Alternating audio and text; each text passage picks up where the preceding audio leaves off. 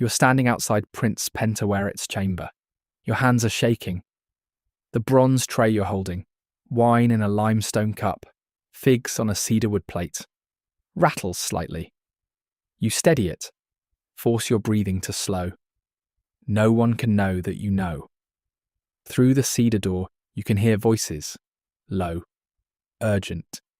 The physician Pabakkamen is in there. You heard him arrive an hour ago, his sandals slapping against the painted limestone floor, his breathing heavy like a man who has been running, or a man who is terrified. The prince is speaking now. You cannot make out the words, but you know his voice. You have known it for 3 years. You have taught him to read. You have brought him his morning meal. You have listened to him practice speeches he will never give because he is not the crown prince, because his mother is not the great royal wife, because he was born to the wrong woman in a palace where birth determines everything. You know what they are doing in there. You have known for months, and you have said nothing.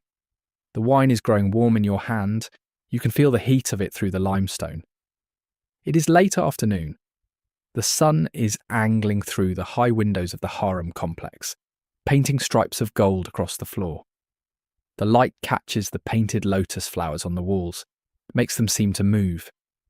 You have always loved this time of day, the way the palace transforms from white stone to gold, the way the heat finally begins to ease, the way the evening breeze starts to move through the corridors, carrying the smell of the Nile. But today you cannot appreciate the beauty.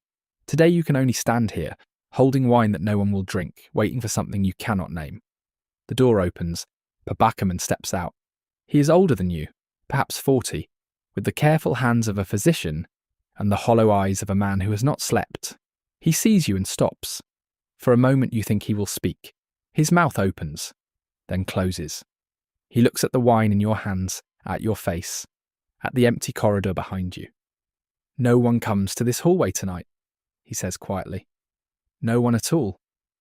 You nod. You do not trust your voice. He leaves. You hear his sandals, faster now, disappearing toward the physician's quarters. You stand alone in the golden light, holding wine that has gone from warm to hot.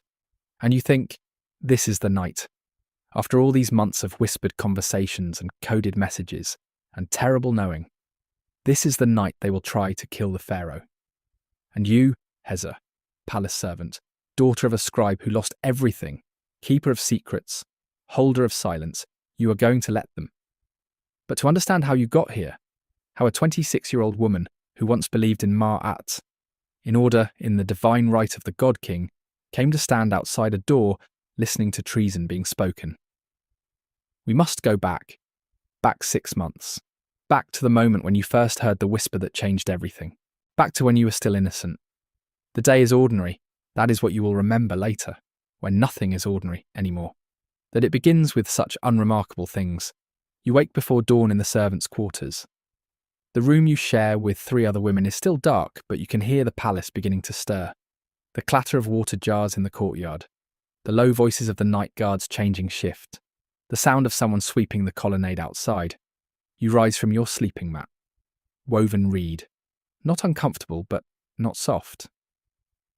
And perform your morning rituals in the darkness. Wash your face in the basin. Braid your hair. Wrap yourself in the simple linen sheath that marks you as palace staff, but not nobility. Slide your feet into leather sandals that are wearing thin at the heel. By the time you step out into the corridor, the sky is beginning to lighten. The palace of Medinet Habu is built to catch the morning breeze, and you feel it now, moving through the columned halls, carrying the smell of baking bread from the royal kitchens. Your stomach reminds you that you have not eaten, but that will wait. First, you must attend to your duties. You are assigned to the harem complex. This is not what most people imagine when they hear the word harem. It is not a place of silk cushions and dancing girls.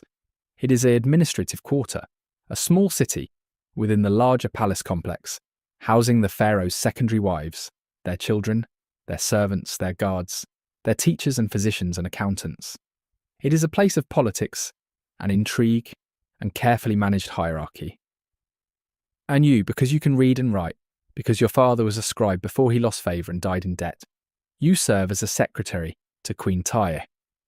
She is not the great royal wife. That title belongs to Queen Iset, mother of the crown prince. But Tiye is ambitious, intelligent, and the mother of Prince Pentaweret, who she believes should rule Egypt. You have served her for 3 years. You know the way she moves through rooms like a general planning a campaign. You know the way her eyes assess everyone she meets, calculating their usefulness. You know that she is dangerous, but this morning, she is simply a woman sitting in her private chamber while you read her correspondence. The room is beautiful.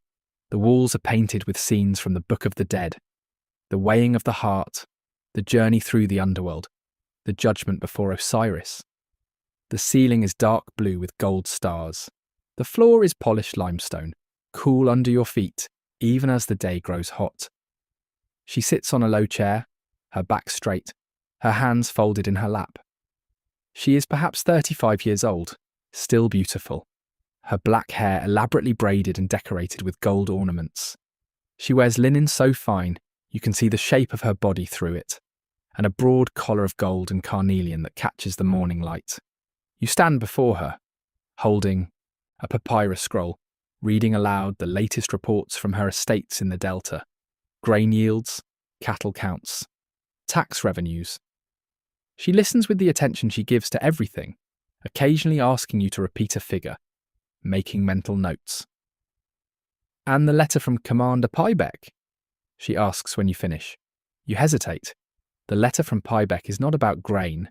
It is written in careful language, the kind of language that means something different from what it says. You have become good at reading such letters. Too good.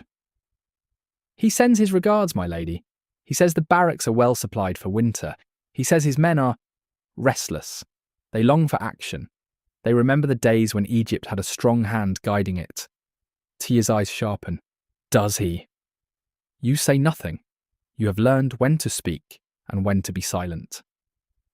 "And what do you think he means by that, Hesyre?" The question is dangerous. She has never asked your opinion before. You are a servant, a scribe, a pair of hands that hold papyrus, and a voice that reads words. You are not supposed to think. "I cannot say, my lady." Cannot, or will not. You meet her eyes. They are dark, calculating, and in this moment you realise she is testing you, deciding something, whether you can be trusted, whether you can be used. "I think," you say carefully, "that Commander Paibek is a loyal servant of Egypt, and that he grieves to see the kingdom in decline. It is the truth. It is also treason, depending on who hears it. To say that Egypt is in decline is to criticise the Pharaoh. To criticise the God King is to violate Ma'at, the cosmic order that holds the world together." Tiye smiles. It does not reach her eyes. "You are clever, Hesyre. Cleverer than you pretend to be. That is useful." She stands, moves to the window that looks out over the lotus pools. "The kingdom is in decline. Ramses III was a great warrior once. He defeated the sea peoples. He secured our borders. But that was 30 years ago. Now he is old, distracted. The granaries are empty. The workers strike. Corruption spreads like rot. And his chosen heir." She does not finish the sentence. She does not need to. Everyone knows that Crown Prince Ramses is weak, that he lacks his father's strength, that his reign will be a disaster. "My son would be better," she says softly, still looking out the window. "Pentaweret has studied governance. He understands the people. He would restore Egypt's glory." You say nothing. There is nothing safe to say. She turns back to you. "You serve my son as well as me. You teach him his letters. You bring him his meals. You know him. Tell me, do you think he would make a good king?" "I think," you say slowly, "that Prince Pentaweret is intelligent and kind. I think he loves Egypt. But he is not the designated heir. Designation can be changed." The words hang in the air between you like smoke, like poison, like the first whisper of something terrible that cannot be Kiwuntibabami, unspoken. You look at her. She looks at you. And in that moment you both know. She has told you what she intends, and you have not objected. You have not called for guards. You have not invoked the name of the Pharaoh, or the gods, or Ma'at itself. You have simply stood there, silent, complicit. "You are dismissed," she says. "Be in that letter from Paibek. All of it. The ashes go in the lotus pool. You bow.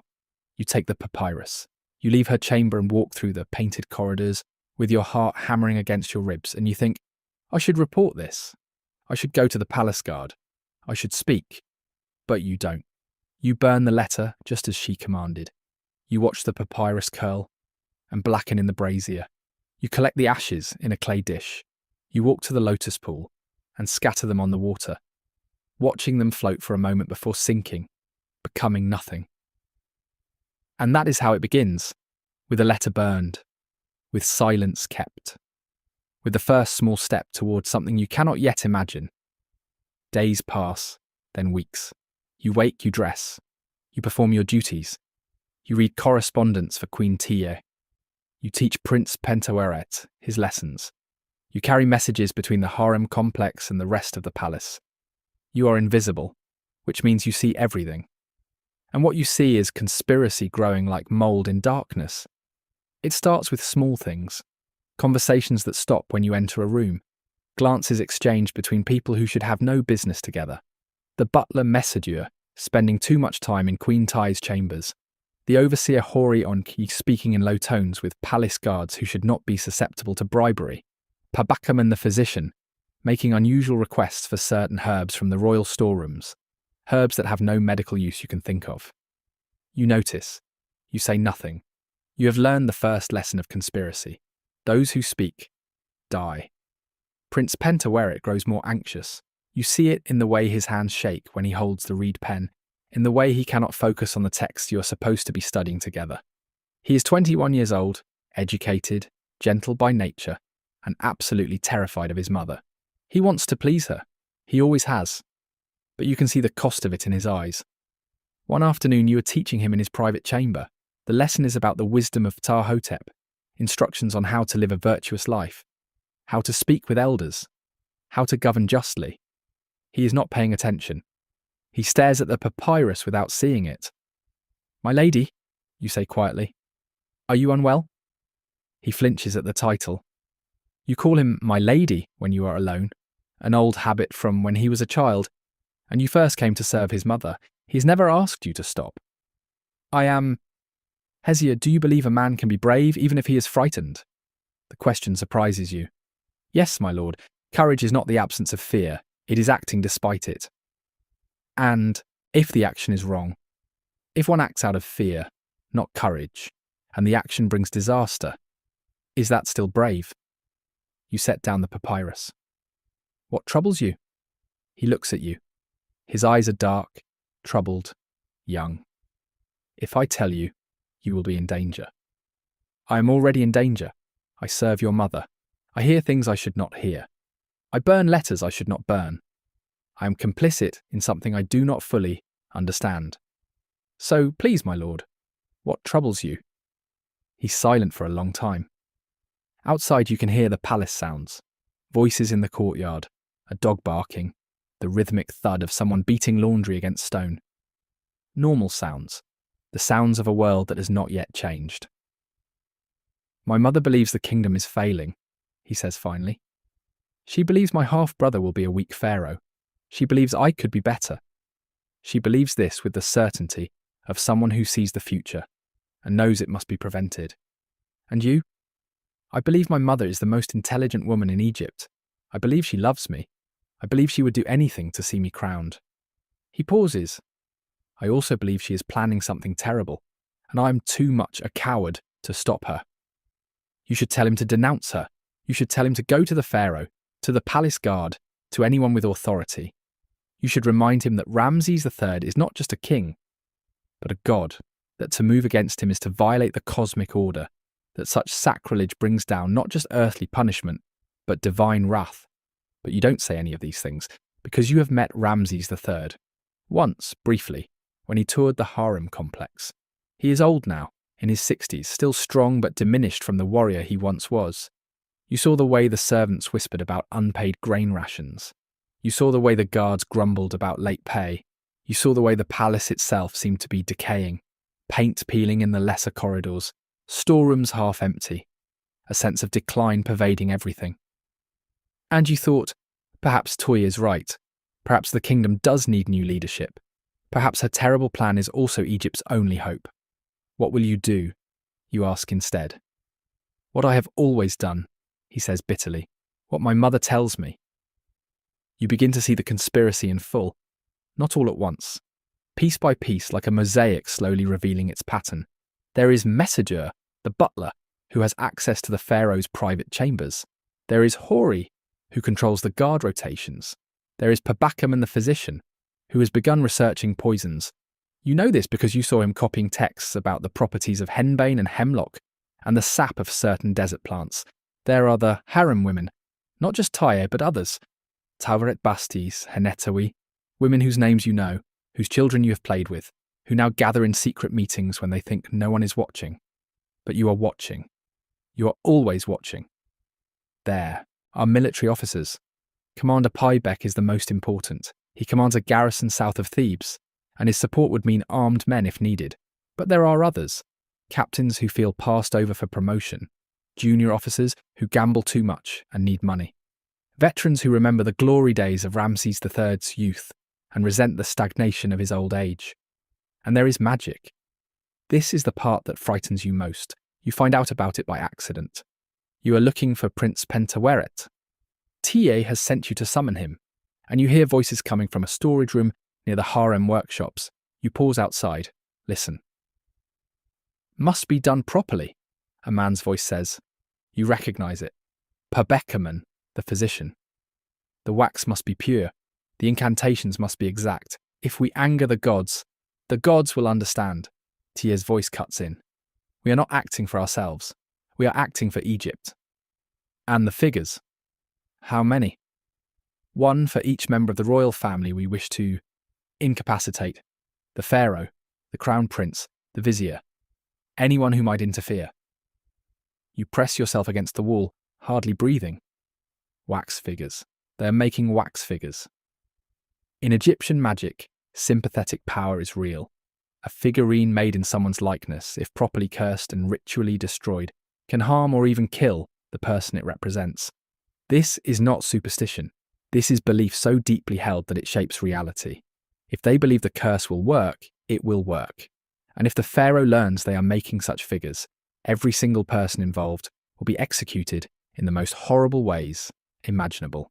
You should leave. You should not hear this, but you cannot move. You can only stand there, listening, as they discuss the specific spells they will use, the offerings they will make to Set and Apophis, and the demons of the desert, the rituals they will perform under the new moon. And if the magic fails, Tiye asks, then we have the poison, Pabakkamen replies. I am perfecting the mixture, something that works slowly, something that could pass for illness. The pharaoh is old. If he sickens and dies, who will question it? And if he does not die, if he only sickens, then someone must finish what the poison begins. Silence. Heavy. Terrible. My son cannot do it, Tiye says. He is too gentle. It must be someone else. One of the guards. Someone expendable. You step back. Quietly. Your sandal makes the smallest scrape against stone. Inside the room, the conversation stops. Did you hear? You run. Not obviously. Not in a way that would attract attention. But you walk quickly away, turn a corner, press yourself into an alcove, and wait. Your heart is so loud you think everyone in the palace must be able to hear it. No one comes after you. After a long moment, you emerge and continue on your way, and you think, now you truly know. Now there is no uncertainty, no room for doubt. They are going to kill the pharaoh. They are going to use poison and magic and knives if necessary. And Prince Pentaweret, gentle and weak, is going to be king whether he wants to be or not. And you? What are you going to do? Nothing. You are going to do nothing. Because to speak is to die. And you are too much a coward to choose death. The months that follow are the longest of your life. You move through your duties like a ghost, seeing but not seen, hearing but not heard. You bring Queen Tiye her correspondence. You teach Prince Pentaweret his lessons. You deliver messages you do not read but know are treasonous. You keep watch while meetings happen that should never happen. You become complicit, not through action, but through inaction, through the silence you keep. There are moments when you nearly break, when the weight of knowing becomes unbearable, and you think, I must tell someone. I must go to the palace guard, to the vizier, to anyone who can stop this. But then you imagine what would happen. You would be questioned, tortured probably to verify your story.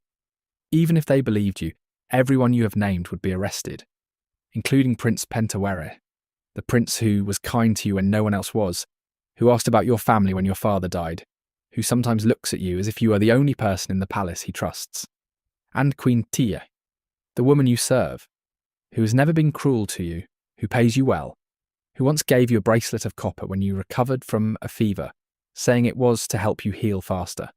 She is planning regicide. She is planning to murder a god.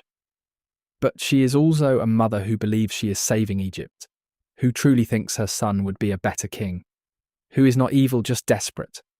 How do you condemn people you know? People who have shown you kindness, people whose reasons, however terrible, you understand.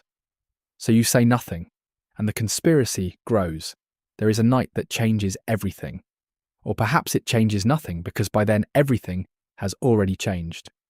You are in the servants' quarters, preparing for sleep. It is late. The palace is quiet except for the night guards making their rounds. You are washing your face in the basin when there is a soft knock at your door. You freeze. No one comes to the servants' quarters at night unless something is wrong.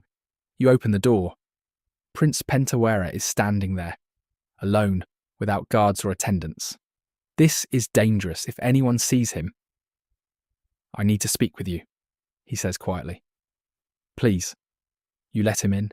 He sits on your sleeping mat, and in the lamplight he looks very young and very afraid.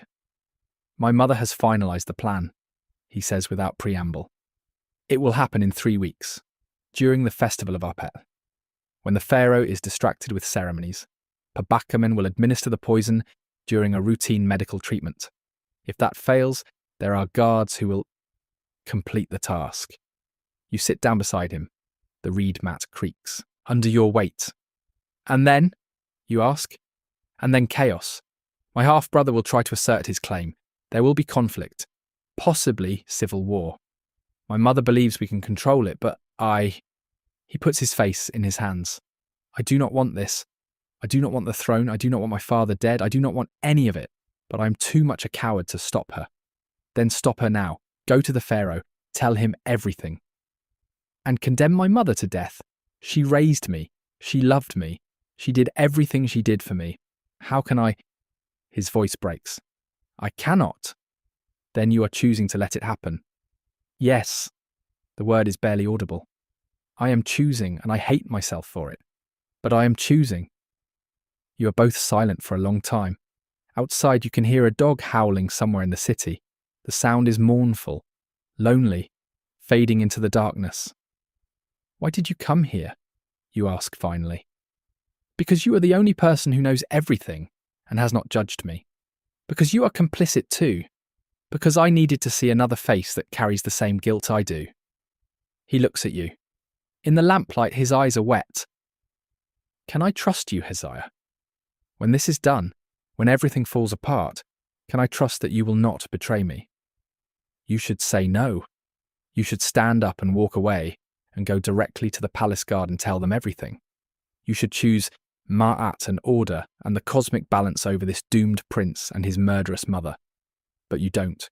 You reach out and take his hand and you say, yes, you can trust me. And in that moment, whatever small chance you had of escaping this with your honour intact, you abandon. You have made your choice. You are complicit. You are a traitor to the God King. But at least you are not alone. The festival of Opet arrives. The city fills with celebration. For 11 days, the statue of Amun-Ra is carried from Karnak Temple to Luxor Temple in a massive procession. The pharaoh himself leads the ceremonies. The people line the streets, singing, dancing, drinking beer, and wine provided by the royal granaries. It is a time of joy, of renewal, of the gods blessing Egypt with abundance. It is also the perfect time for murder. You go about your duties. You watch the conspiracy's final preparations without acknowledging them. You see Pabakkamen mixing his poisons in the physician's quarters, grinding herbs and minerals into a fine powder that dissolves in wine. You see Mesedure bribing guards with gold from Tiye's private treasury. You see Hori arranging the duty roster so that loyal men will be far away when the moment comes. You see all of it, and you do nothing. On the 11th day of the festival, Prince Pentaweret summons you to his chambers. You know why. The assassination is tonight.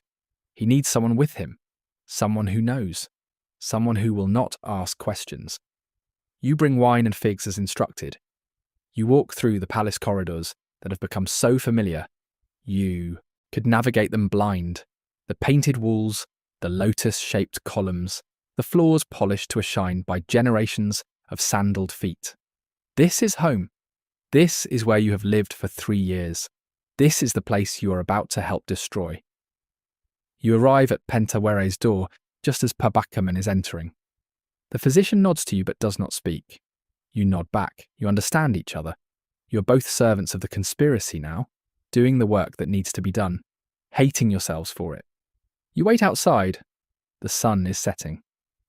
The last light of day paints the palace walls the colour of blood. You can hear voices from the courtyard, servants preparing the evening meal, guards changing shift, the distant sound of festival music still playing in the city. Normal sounds.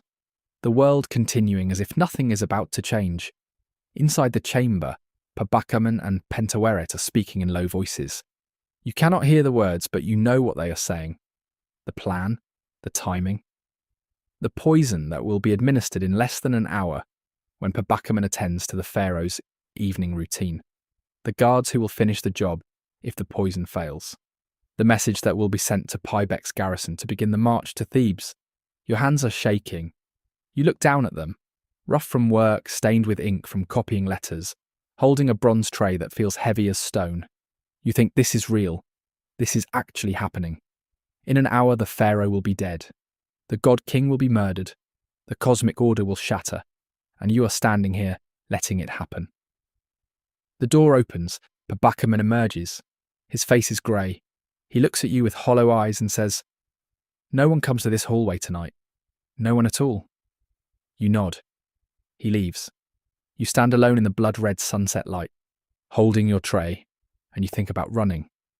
Just dropping everything and running out of the palace, out of the city, as far as you can go. Let them find you later. Let them execute you. At least you will not have to carry this, but you don't run. You stand there, because you made your choice months ago and now you have to live with it. An hour passes, the longest hour of your life. You stand outside Pentaweret's door, waiting. The palace settles into evening. The festival music fades.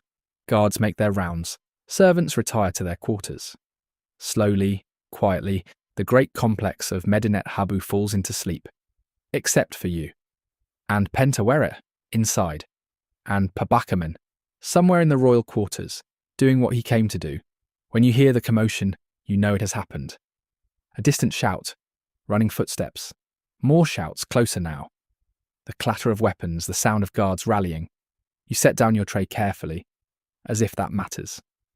As if anything you do now could make a difference. The door behind you opens. Prince Pentaweret stands there. His face is sheet white. "Is it done?" he whispers. "I think so." "Will he die?" "I don't know." You look at each other. In the lamplight from his chamber, you can see tears on his face. He is 21 years old, about to become either a king or a corpse, and he is crying like a child. "I am sorry," he says, "for all of it, for bringing you into this, for—" "Do not apologise to me," you say. Your voice is hard. "We both knew. We both chose. We both carry it now." He nods, closes the door. You hear him weeping inside, and you think, this is what treason sounds like. Not heroic, not glorious. Just a young man sobbing in the dark, knowing he has destroyed himself and everyone he loves. You pick up your tray. You walk back toward the harem complex, moving through corridors that are suddenly filled with running guards and panicked servants. No one stops you. You are just a servant, invisible as always, carrying an empty wine cup through the chaos.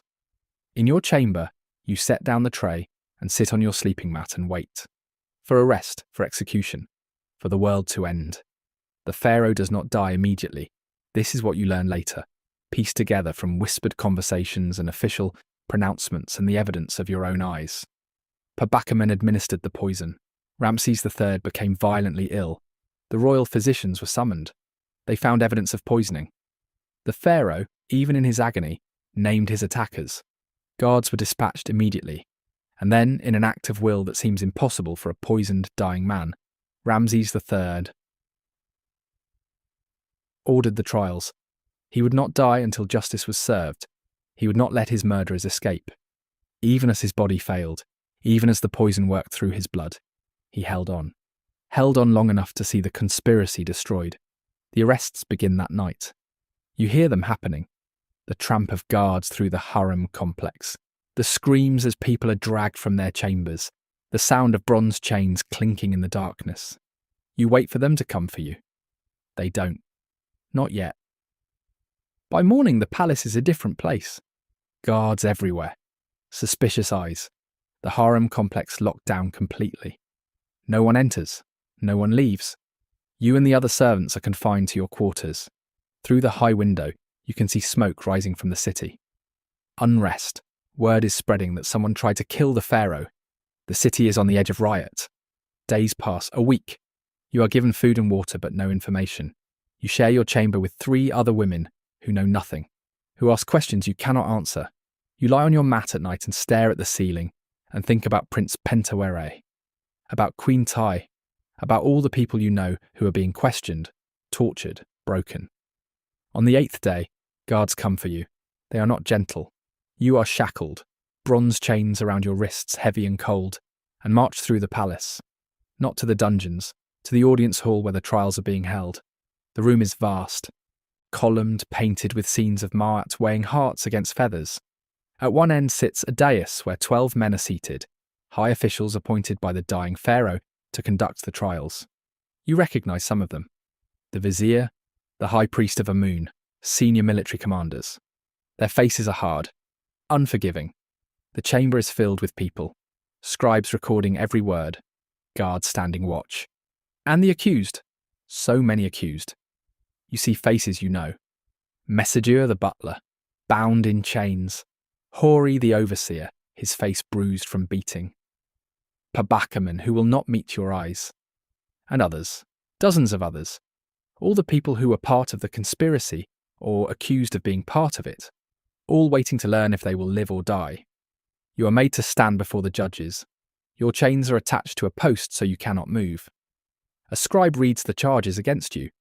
Conspiracy to commit regicide, failure to report treason, destruction of evidence, accessory to the murder of a god. Each charge carries the death penalty. What do you say? The vizier asks. His voice echoes in the vast chamber. You could lie, you could claim ignorance. But what would be the point? They already know. Pabakkamen has talked. You can see it in his broken posture. Or Pentaweret has confessed. Or one of the guards gave up names to save himself. It doesn't matter. The truth is coming out, piece by piece, and there is no escape. I knew, you say.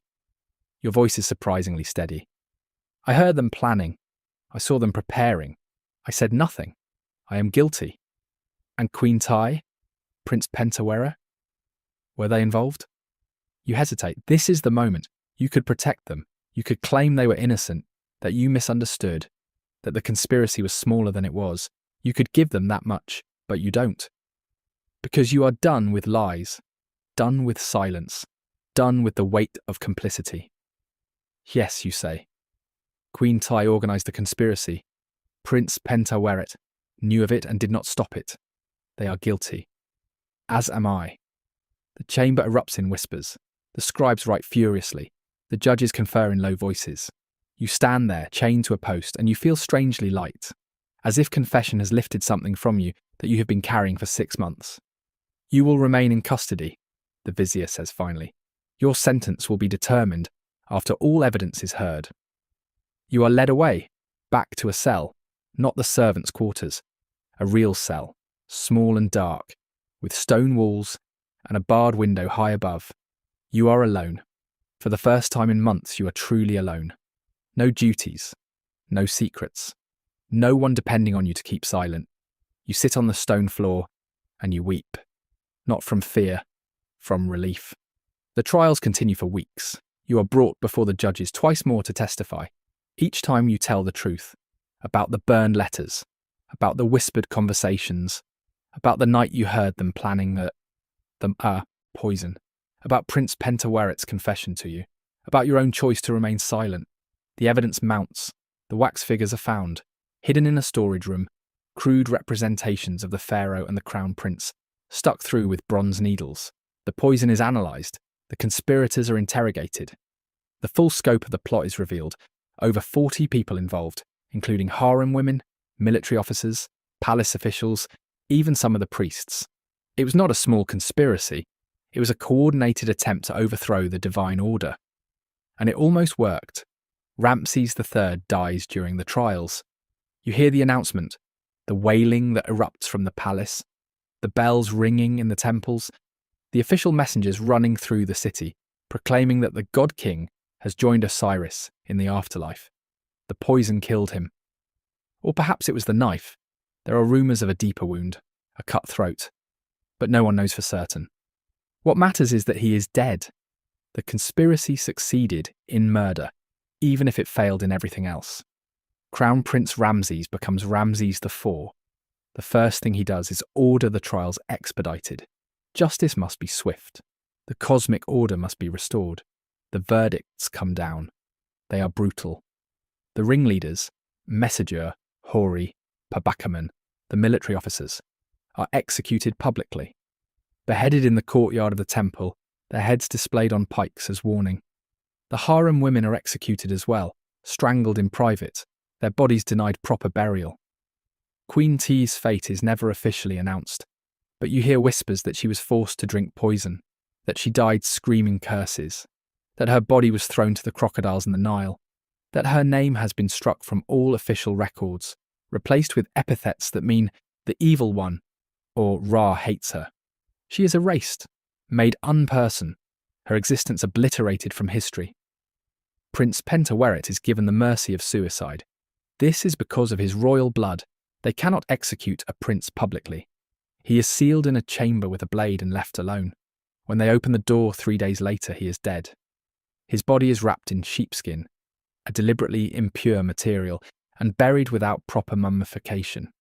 In death as in life, he is marked as one who violated Ma'at.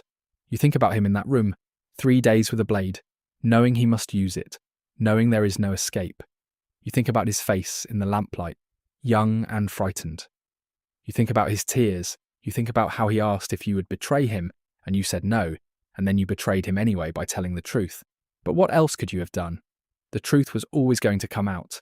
At least you gave it cleanly, without embellishment, without trying to save yourself at others' expense. Some of the judges themselves are later convicted.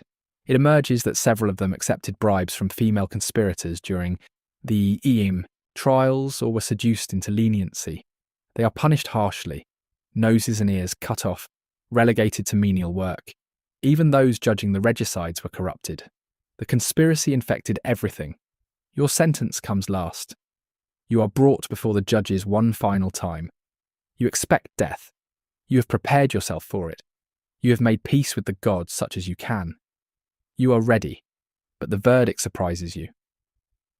You are guilty of knowledge and silence, the vizier says. You knew of the conspiracy and did not report it. This is treason. However, the court recognizes that you did not actively participate. You created no wax figures. You mixed no poisons. You struck no blows. You were a servant of low birth, in a position where speaking could have meant your immediate death.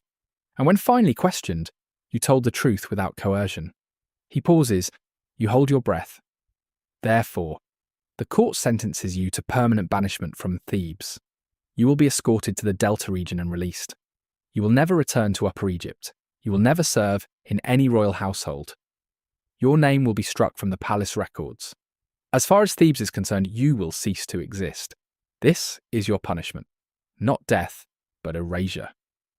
You are released the next day, given a small bag of grain, a water skin, and a single copper bracelet that you can sell if needed. You are put on a boat heading north with 2 guards who do not speak to you. The journey takes 5 days. You watch the riverbanks slide past, the green fields of the Nile Valley, the distant pyramids catching the sun. You are leaving the only world you have ever known. At a small delta town, whose name you do not know, you are released. The guards leave you on the dock with your grain and your water and your copper bracelet.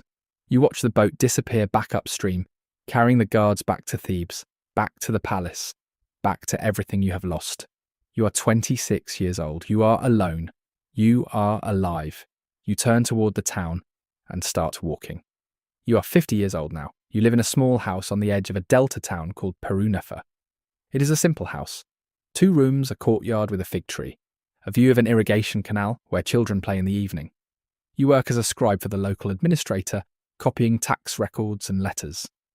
It is not glamorous work, but it is honest. You never married.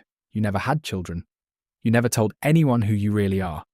As far as the people of Perunefer know, you are simply Hesyre, a scribe from Upper Egypt who came north many years ago for reasons you do not discuss. They do not ask. In a world where many people have reasons to leave their past behind, your silence is not unusual. But you remember. Oh, you remember. You remember the palace of Medinet Habu, the painted columns, the lotus pools, the way the morning light would slant through the colonnades, turning everything to gold. You remember Queen Tiye's face in the lamplight, beautiful and terrible, making plans that would destroy her and everyone she loved. You remember Prince Pentaweret's tears, his confession, his question, "Can I trust you?" You remember the night you stood outside his chamber holding wine and figs while inside, murder was being planned. You remember the weight of that bronze tray, the shaking in your hands, the choice you made to say nothing, to be complicit, to preserve yourself at the cost of the God King. You remember the trials, the chains, the moment you confessed everything, the relief of truth after months of lies. And you remember the faces. Pabakkamen, broken and hollow. Mesedure, defiant even as they led him to execution. The harem women weeping. Queen Tiye, whose fate you only know from rumours, but can imagine too well. And Pentaweret, always Pentaweret, dead at 21, in a sealed room, buried in impure sheepskin, his name erased from history. They are all gone now, dead or forgotten. The conspiracy is recorded in papyrus scrolls locked in temple archives, but the common people have already forgotten. Ramses III is just another pharaoh who died. Ramses IV rules and the kingdom continues, and the moment that seemed so world-ending has become just another piece of history. But you remember, that is your punishment and your privilege. You are the only one left who truly knows what happened, who was there, who heard the whispers and kept the silence and finally broke it. On evenings like this one, you sit in your courtyard under the fig tree and watch the sun set over the delta. The light here is different from Thebes, softer, mistier, full of the green smell of marshes and canals. You can hear children playing by the water, their voices high and joyful. You can hear a woman singing somewhere, a work song about the Nile flood. You can hear the evening call of birds settling into the papyrus reeds. It is peaceful. It is, in its way, a good life. But some nights, when you close your eyes, you are standing outside a door again. You are holding a bronze tray. You are listening to murder being planned. You are choosing silence. You are becoming complicit. You are 26 years old and making the decision that will haunt you for the rest of your life. And you wonder, if you could go back, would you choose differently? Would you run to the palace guard and report what you knew, even if it meant your death? Would you save the pharaoh and damn everyone you knew? You don't know. After 24 years, you still don't know. Perhaps there was no right choice. Perhaps you were trapped in a situation with no good options, where any action would have led to death and suffering. Perhaps you did the only thing you could do, survive. Or perhaps that is just what you tell yourself to sleep at night. You are old now. Your hair is grey. Your hands are gnarled with age. You move more slowly than you once did. You know that you do not have many years left. And you have decided something. You are going to write it down. All of it. The conspiracy, the assassination, your complicity, the trials, the executions, everything you remember. You will write it on papyrus, seal it, and leave it with the local temple. Instructions that it should not be opened until you are dead. Because someone should know. Someone should remember that Ramses III did not simply die, that there was a conspiracy, that it involved dozens of people, that it nearly succeeded. Someone should remember that Queen Tiye was not evil, just desperate, that Prince Pentaweret was not a villain, just weak, that you were not a hero, just a woman trying to survive. Someone should remember that history is made by people, flawed, frightened people who make terrible choices for reasons that seem good at the time. That treason begins not with a blade but with a whisper. That complicity begins not with action, but with silence. You pick up your reed pen, you dip it in ink. You smooth the papyrus before you, and you begin to write, "I am Hesyre, daughter of the scribe Amenhotep. I served in the palace of Ramses III during his 32nd year. This is the account of what I saw, and what I knew, and what I chose not to say." The words flow easily now. You have carried them for so long that they are eager to be released.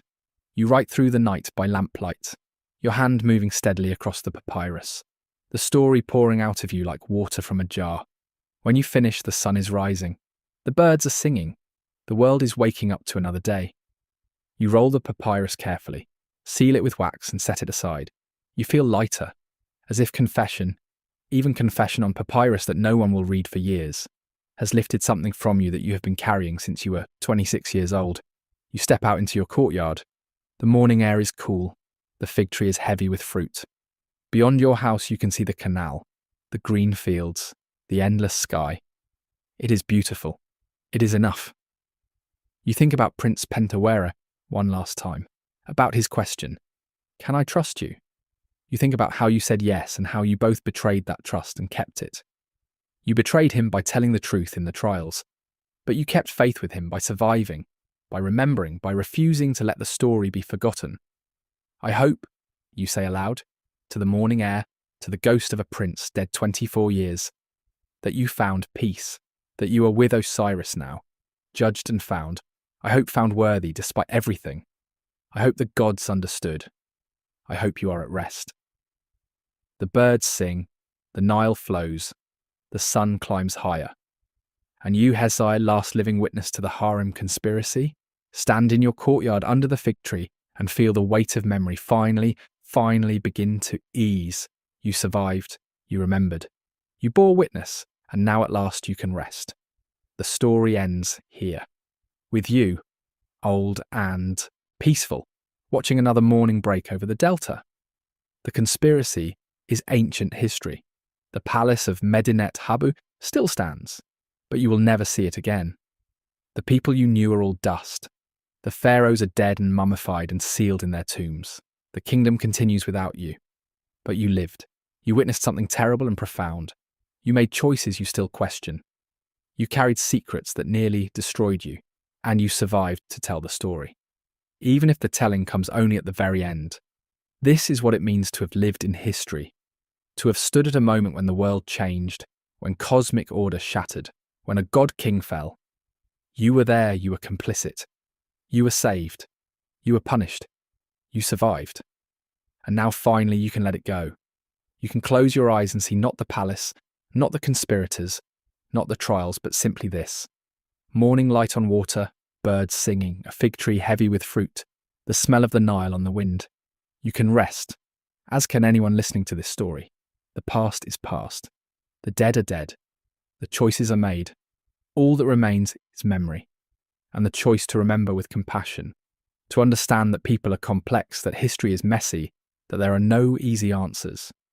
All that remains is peace, and sleep, and the gentle flowing of the river toward the sea. Rest now. The story is told. The burden is shared, and morning is here. And